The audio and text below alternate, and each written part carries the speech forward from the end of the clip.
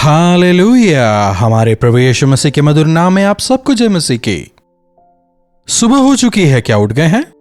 प्रभु के वचनों को सुनने के लिए क्या तैयार हैं? आप कहां से जुड़ रहे हैं? लाइव चैट पर आकर आप हमें बताएं।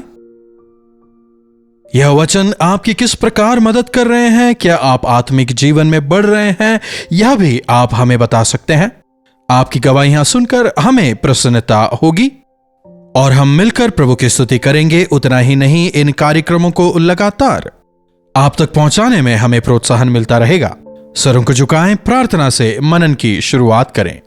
पवित्र पिता, आपका धन्यवाद। प्रभु, आपके वचन जीवन की रोटी है। आज दोबारा अपने वचनों से हमारी आत्मिक भूख को शांत करें। आपके वचन में दृढ़ होकर आगे बढ़ने का अनुग्रह दें। आज दोबारा हमसे बात करें। यीशु के नाम से प्रार्थना मांगते हैं, आमीन। प्रभु की स्तुति हो। क्या आपने उद्धार पाया है? क्या आपने मन फिराया है? यह सवाल इन दिनों में ज्यादा सुनाई नहीं देता। कैसे हैं पूछते हैं, है ना? या फिर इस संसार की जो बातें होती है उन्हीं से हम दूसरों को जानने की कोशिश करते हैं। बिना मतलब के प्रेज द लॉर्ड कहना आदत बन चुकी है। लेकिन हमें एक दूसरे को प्रोत्साहित करना है, चिताना है। जब सारे विश्वासी प्रभु की संतान जब इकट्ठा होते हैं, हमें एक दूसरे को प्रभु के वचनों से चिताना है। हमें उन्हें प्रोत्साहित करना है। प्रेरित पतरस प्रभु का एक प्रिय शिष्य था। प्रभु को सभी पसंद थे।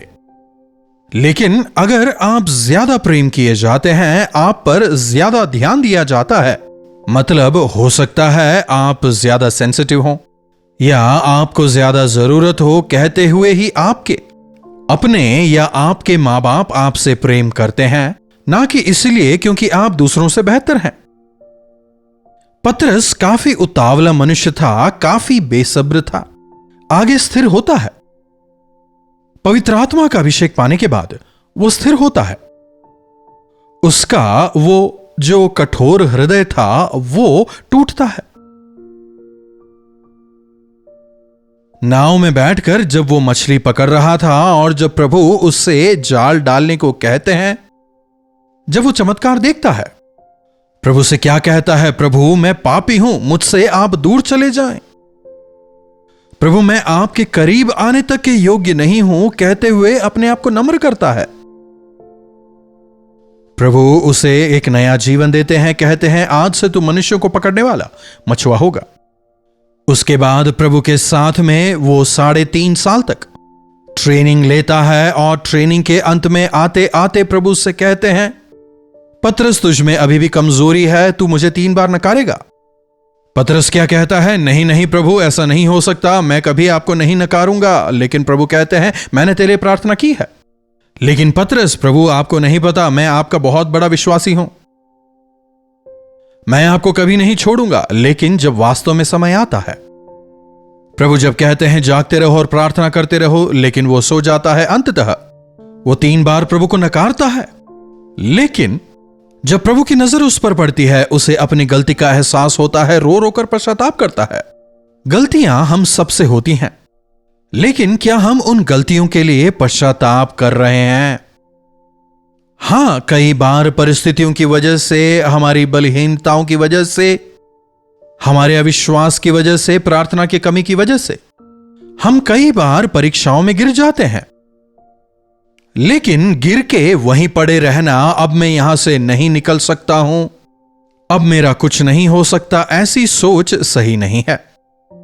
आप जहां गिरे उसे समझकर पश्चाताप करें, वचन कहता है। अपनी गलतियों को मानकर आप पश्चाताप करें। अगर आप अपने पापों का अंगीकार करें तो मसीह यीशु आपको अपने लहू से धोकर शुद्ध करेंगे और आपको नया बल देंगे और अपनी महिमा के लिए वे आपका इस्तेमाल करेंगे।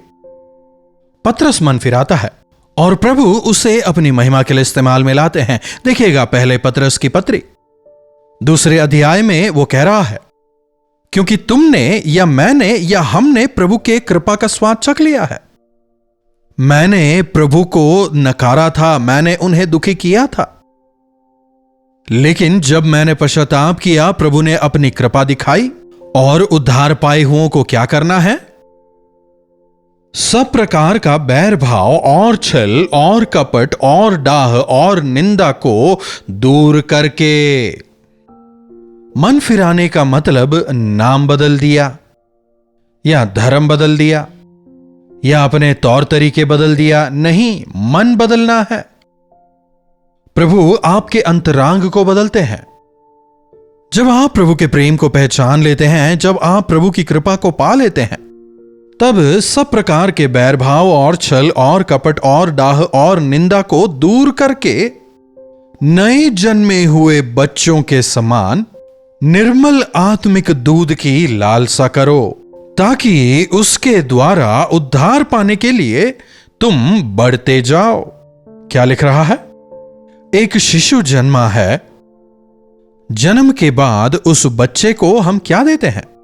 क्या सोने चांदी से नवाजते हैं या महंगे कपड़ों से? या 7 कोर्स बुफे उस बच्चे को देते हैं? उस शिशु को दूध चाहिए। दूध, समझ रहे हैं? मां का शुद्ध दूध उस शिशु की भूख मिटाता है, उसे तृप्त करता है, ताकत देता है। मां का दूध पीकर बड़े हुए बच्चे जो होते हैं ना, उनका इम्यून सिस्टम बहुत अच्छा होता है। यह जो सीजनल बीमारियां वगैरह होती हैं ना, यह बीमारियां उन्हें परेशान नहीं करती। आज बच्चों को डब्बे का दूध पिलाते हैं, बड़े होने के बाद हॉस्पिटल लेकर दौड़ते रहते हैं। प्रभु का निर्मल और शुद्ध वचन सुनने वाले विश्वास में दृढ़ होते हैं। जैसे आज बच्चों को डब्बे का दूध, मिलावटी दूध वगैरह पिलाते हैं ना, उसी प्रकार आत्मिक दूध भी मिलावटी हो गया है, कंप्यूटर या एआई से आता है। इस प्रकार के मिलावटी संदेशों को सुन सुनकर आप उत्तेजित जरूर हो जाएंगे, लेकिन वास्तव में आपके अंदर कोई बदलाव नहीं आएगा। जब शुद्ध और निर्मल वचन सुनते हैं, तब मन फिराव होता है। आपके अंतरांग में बदलाव आने की जरूरत है। शैतान का दृढ़ता से सामना कर सकें, ऐसी स्थिति में आपको पहुंचना है। परीक्षाओं पर जयवंत होने की आप में ताकत होनी चाहिए। शैतान का सामना कैसे कर सकते हैं, परीक्षाओं पर जयवंत कैसे हो सकते हैं, अगर पूछें?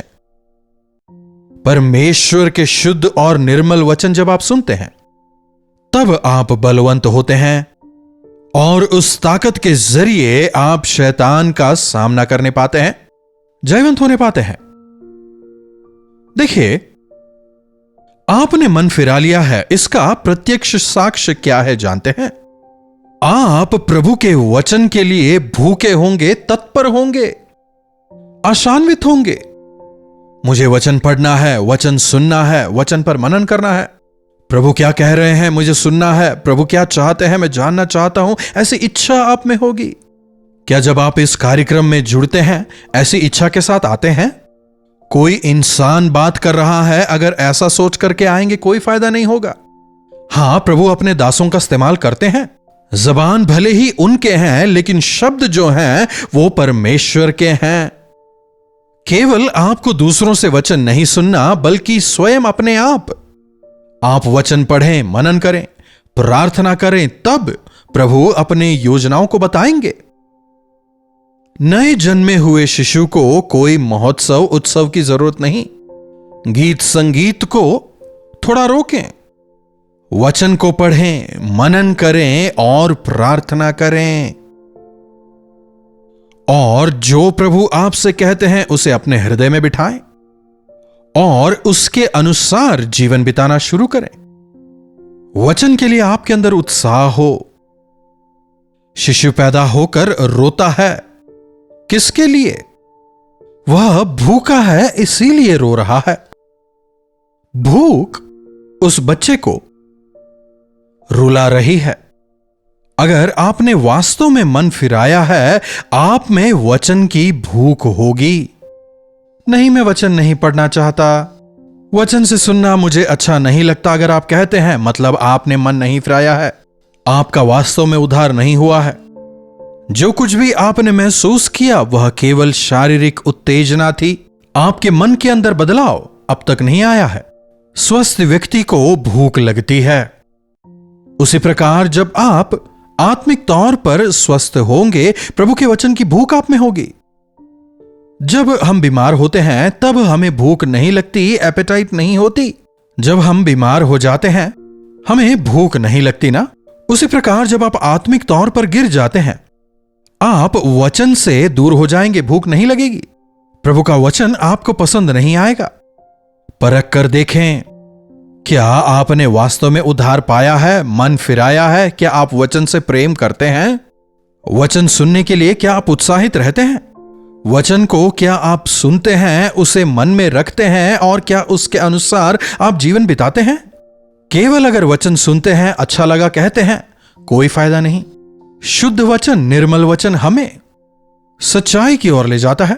हमारी अवस्था को हम समझने पाते हैं, प्रभु की महिमा को समझते हैं। प्रभु का वचन जो है एक रोशनी की तरह है, वह हमें प्रकाश देता है। क्या सही है, क्या गलत है, हम समझ नहीं पाते हैं। निर्मल आत्मिक दूध की लालसा करो ताकि उद्धार में बढ़ते चले जाओ। हमें उद्धार में बढ़ना है। उद्धार पाना चुटकी बजाते ही हो जाता है। मन फिराओ और पश्चाताप करो, प्रभु तुम्हें तुम्हारे सब अपराधों से शुद्ध करने में विश्वास योग्य है। पूरे मन से जब आप प्रभु से प्रार्थना करते हैं, प्रभु मैंने आपके विरुद्ध पाप किया है, प्रभु मुझे क्षमा करें, पवित्र करें, अगले ही क्षण प्रभु आपको नया मन देते हैं, क्षमा करते हैं। लेकिन क्या बस वह काफी है? जी नहीं, हमें लगातार उद्धार में बढ़ते जाना है, वचन में दृढ़ होना है। शिशु क्या जिंदगी भर दूध ही पीता है? जी नहीं, जैसे जैसे वो बड़ा होता जाता है, उसकी मां धीरे धीरे करके उसे ठोस भोजन भी खिलाती है, तभी वो स्वस्थ होने पाता है। उद्धार पाकर कितना समय हो चुका है? क्या आप अब भी दूध ही पी रहे हैं? बताइए। पौलुस के शब्दों में, अब तक तो आपको वयस्क हो जाना चाहिए था, लेकिन आप अभी भी दूध ही पर जीवन बिता रहे हैं। मसीह में, प्रभु में, वचन में, उद्धार में हमें बढ़ते जाना है, हमें परिपक्व होना है। मसीहियत जो है केवल आशीषें ही नहीं है, हमें प्रभु के लिए दुख उठाने के लिए भी तैयार होना चाहिए। वचन कहता है, क्रूस उठाकर उनके पीछे चलो। उद्धार तो हमने क्षण भर में पा लिया है, लेकिन अब हमें उस उद्धार में बढ़ना है, मसीह के स्वरूप में बदलते चले जाना है, और उसके लिए शायद पूरी जिंदगी कम पड़ जाए। दिन प्रतिदिन जब हम प्रभु में बढ़ते चले जाते हैं, उनकी समानता में ढलते चले जाते हैं, हम घटते और प्रभु हमें बढ़ते चले जाते हैं। हम नहीं, लेकिन प्रभु हमारे जरिए नजर आने लगते हैं। यही हमारे जीवन का ध्येय होने पाए कि हमारी जिंदगियों से प्रभु नजर आए, हम घटें और प्रभु बढ़ते जाएं। यही है उद्धार में बढ़ना। यह प्रभु के आगमन तक हमें करना है। वचन के जरिए हमें अपने आप को परिपक्व बनाते चले जाना है। क्या आपको बाइबल पढ़ना पसंद है? क्या आप वचन पर मनन करते हैं? या फिर आप संसार की बातों को जानने में और उन्हें सुनने में अपना समय बिताते हैं? अगर उसी में आपको आनंद आता है, मतलब आपने मन नहीं फिराया। जब वास्तव में आपका मन फिराव होता है, आपका ध्यान प्रभु पर होता है, प्रभु की बातों की ओर होता है। आज वास्तव में कितने लोग प्रभु से प्रेम करते हैं? कितने लोग उनके वचन से प्रेम करते हैं? अपने आप को परखें। करीब 2.5 साल से हर रोज मैं प्रभु के वचन को लेकर आ रहा हूं। कई लोग हैं, मैं जानता हूं, शुरुआत में उनके अंदर जितनी भूख थी, आज भी वे उतने ही प्रभु के वचन के लिए भूखे हैं। आज भी उतने बेसब्री से वचन का इंतजार करते हैं। लगातार लाइव चैट पर आते हैं या कॉल करके भी हमसे बात करते हैं। लेकिन कुछ, ठीक है, आपने कहा ना बाइबल पढ़ने के लिए, इसलिए हमने पढ़ लिया। मां बाप ने कहा वचन सुनने के लिए, इसीलिए हमने सुन लिया। एक वास्तविक मन फिराव की जरूरत आपको है। नए सिरे से प्रभु में आगे बढ़ने की जरूरत है। आज आवश्यक है कि आप अपने आप को परखें। क्या आप वास्तव में विश्वासी हैं? क्या आपने वास्तव में मन फिराया है? क्या वास्तव में आप में प्रभु के लिए, प्रभु के वचन के लिए भूख है? जो वचन सुनकर कांपता है, प्रभु की नजर उन्हीं पर टिकी हुई है। अगर आप चाहते हैं कि प्रभु आपकी रक्षा करें, आपकी अगुवाई करें, तो आवश्यक है कि आप में प्रभु के वचन के लिए वास्तविक भूख हो। कितने लोग आज वास्तव में प्रभु से प्रेम करते हैं, प्रभु के वचन से प्रेम करते हैं, प्रभु के स्वरूप में बदलने की इच्छा रखते हैं। हर रोज प्रभु के वचनों को पढ़ें, व्यक्तिगत तौर पर मनन करें, सुने गए वचन को अपने मन में उतारें, प्रभु से प्रार्थना करें, सुने गए वचन के अनुसार जीवन बिताएं। प्रभु की शक्ति को आप देखने पाएंगे। जब मैं प्रभु के वचनों को आपको सुनाता हूं, ना केवल मैं बलवंत होता हूं, बल्कि जब उस पर मनन करता हूं और अधिक नए नए भेदों को प्रभु उन वचनों द्वारा सिखाते हैं। और यही मेरे आत्मिक जीवन का रहस्य है। प्रभु का वचन जीवित है, हमारी हर जरूरत को पूरा करता है। वचन को सुने, वचन के आगे समर्पित हों, उसके अनुसार जीवन बिताएं, दिन रात वचन पर मनन करें, तब आपके सारे कार्य सफल होंगे। प्रार्थना। महापवित्र पिता परमेश्वर, प्रभु आपके वचनों के लिए एक बार फिर से हम आपके शुक्रगुजार हैं। प्रभु, होने दें कि हमारे अंदर आपके वचनों को लेकर एक वास्तविक भूख होने पाए। हम केवल किसी ने कहा इसीलिए वचन को पढ़ने वाले या वचन को सुनने वाले ना हो, बल्कि वास्तव में वचन को सुनने के लिए, वचन को पढ़ने के लिए हम में उत्साह हो। आपके साथ में समय बिताते हुए, आपको अपने जीवनों में प्रथम स्थान देते हुए, आपसे और आपके वचन से, आपकी इच्छाओं से प्रेम करते हुए, उसके अनुसार जीवन बिताते हुए, लगातार आपके प्रतिरूप में ढलते हुए जीने का अनुग्रह हम सबों को दें। यीशु के नाम से प्रार्थना मांगते हैं, आमीन। अब हमारे पिता परमेश्वर का प्रेम, प्रभु यीशु मसीह का अनुग्रह, पवित्र आत्मा की संगति और सहभागिता हम में से प्रत्येक के साथ आज, कल और सर्वदा बनी रहे, आमीन। प्रभु की महिमा हो। अपने प्रार्थना विषयों को आप हमें 9884907779 पर व्हाट्सएप वॉइस मैसेज या फिर टेक्स्ट के जरिए भेज सकते हैं। कॉल करके भी बात कर सकते हैं। हम प्रार्थना करेंगे, प्रभु अवश्य चमत्कार करेंगे। इन्हीं वचनों के साथ आज मैं आपसे विदा लेता हूं। प्रभु आप सबों को आशीष दें। कल्वरी दर्शन, ये है प्रेम के दर्शन, यीशु प्रेम के दर्शन। कल्वरी दर्शन,